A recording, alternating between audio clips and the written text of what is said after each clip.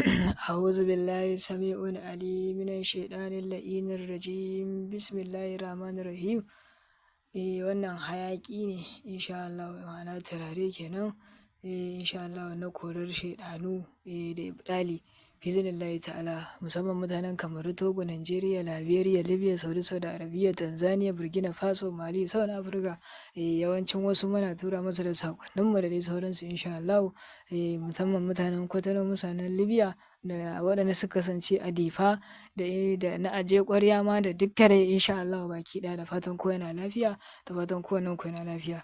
Ta wannan sirri ne wanda na kawo muku biznillahi ta'ala, wanda za ku amfana da shi matuƙa insha Allah.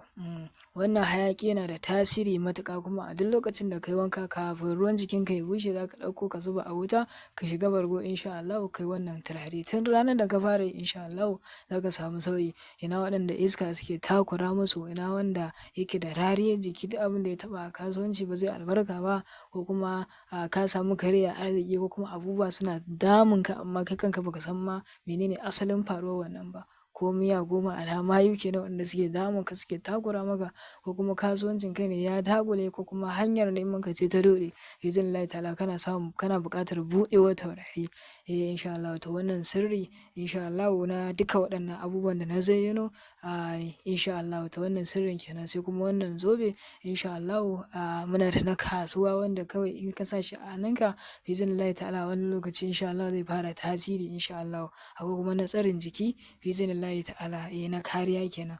Akwai hayaƙi, akwai zoben kasuwa, akwai kuma insha Allah zobe na kariya insha Allah, ma'ana ibɗali kenan. Akwai ibɗali sihir insha Allah a tare da shi biznillahi ta'ala. Duka dai ga wanda dai suke dai buƙata insha Allah, musamman mutanen Kamaru, Togo, Najeriya, Saudi Arabia, Tanzania, Burkina Faso, da duk inda mutum da yake insha Allah saƙon mutum zai riske shi insha Allah.